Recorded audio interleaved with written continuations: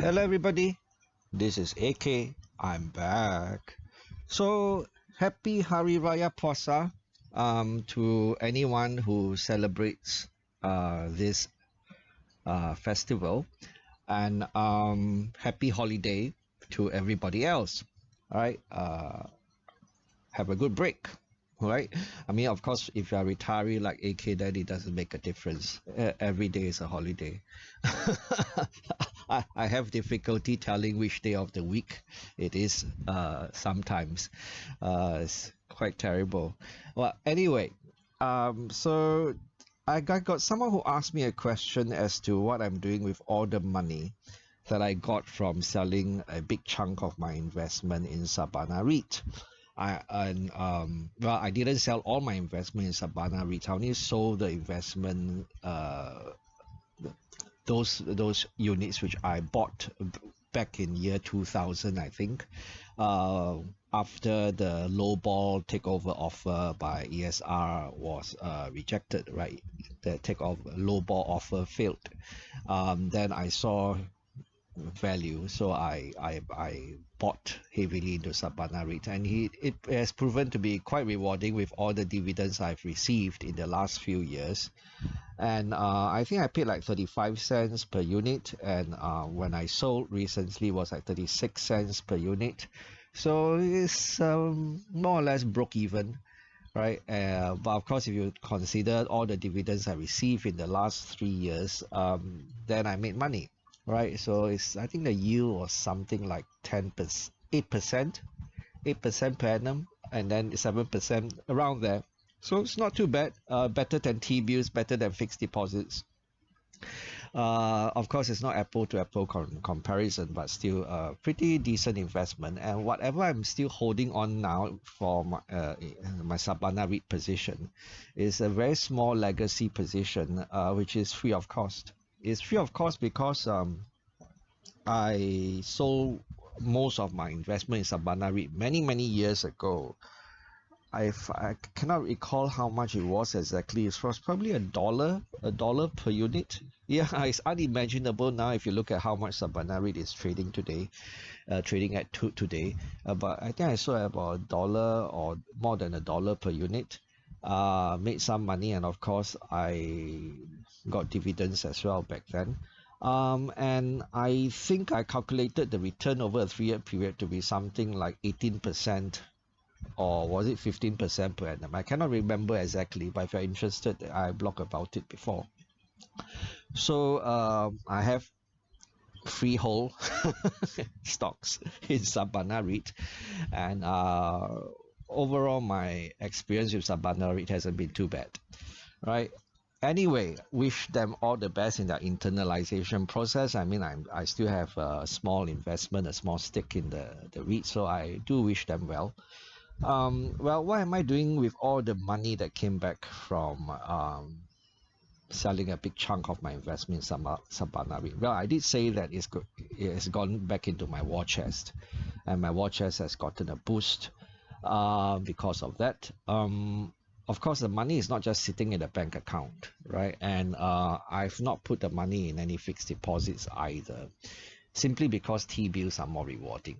Right, T-bills are still more rewarding, and basically I have put more money into T-bills. And regular readers of my blog and viewers of my channel would know that I have a T-bill ladder. Right, for those who are newer to my channel, I'll leave a link to that video in the description box below.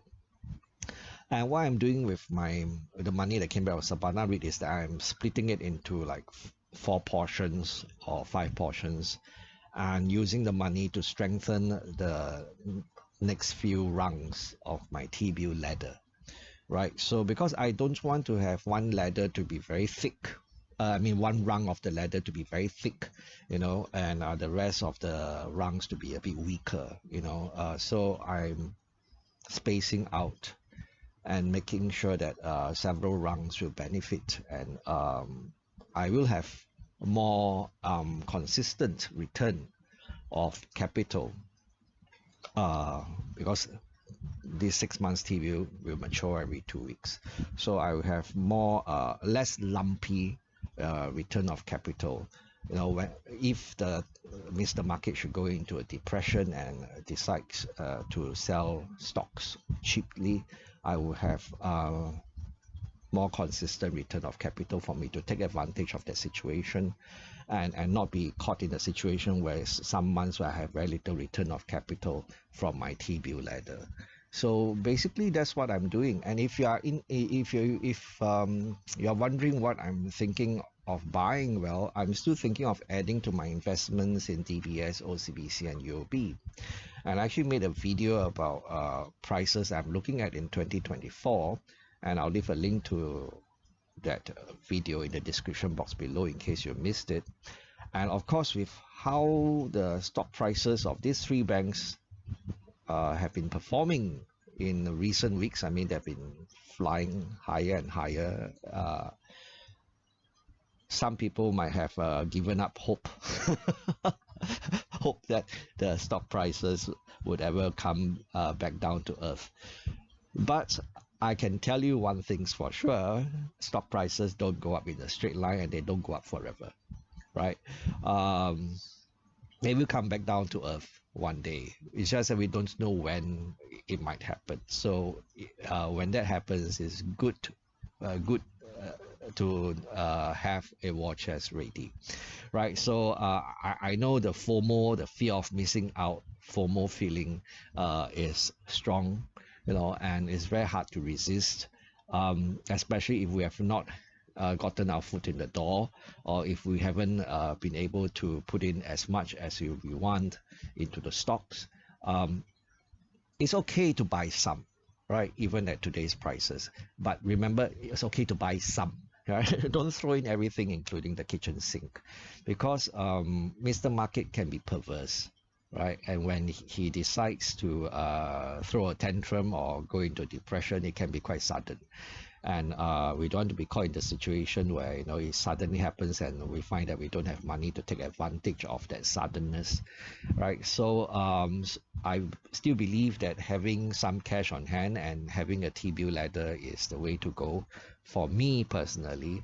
So I'm just telling myself, reminding myself of what I'm doing. If you're eavesdropping, well, what you do is up to you.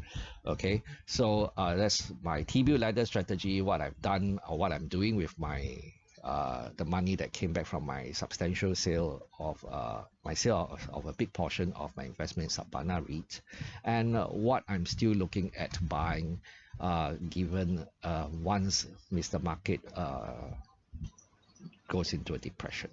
Okay, so this is just AK talking to himself. If AK can do it, so can you. Bye bye.